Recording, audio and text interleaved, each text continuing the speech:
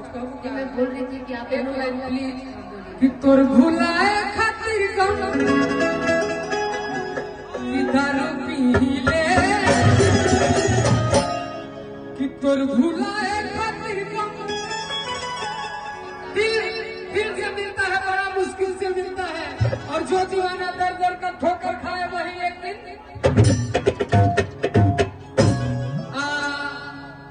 मंजिल से बचा।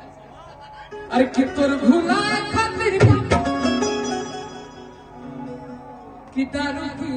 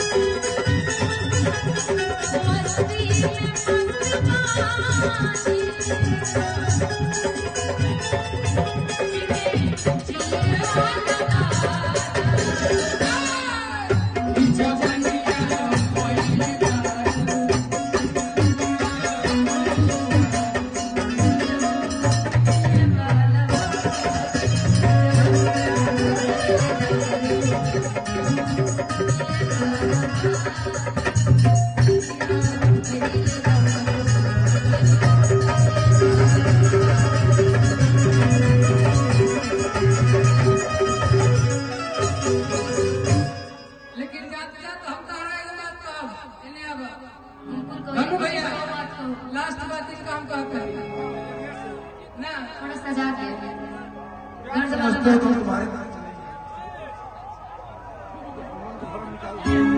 एक बात सबको कान खोल कर समझ लो। और कितना हरा मोहब्बत में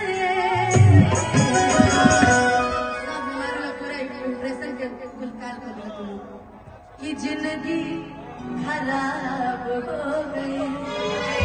और कि दिल जब से तोड़ा लूं और कि हमारा के छोड़ा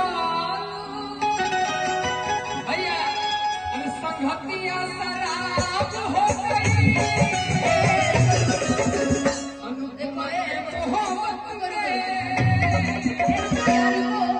देखो यार लोगों को पीने का बहाना चाहिए।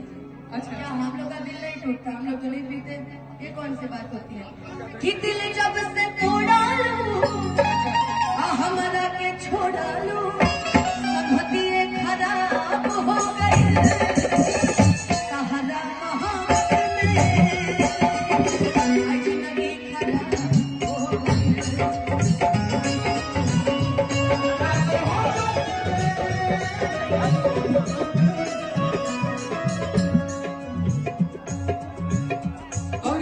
लेकिन हम कल जाते रहे हमने क्या कितना अच्छा साइड सॉन्ग गावत रहे। साइड हम गाते साइड के मिल के इसको साइड सॉन्ग कर दे बड़े सॉन्ग। धनु जी आपका तो शादी हो गया धनु, लेकिन हमारा नहीं हुआ इसलिए कहते हैं इनको अगले साल कर लो ना। अच्छा सब आएंगे अगला में क्या अगला साल में सब लोग आएंगे। अकेले रहो ठीक बदनामी से बदनामी से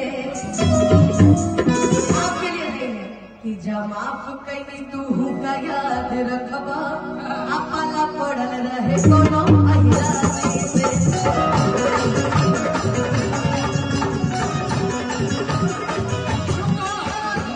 सुन लो कि प्यार बड़े दिन से भूमिहार गाते थे, ठीक है।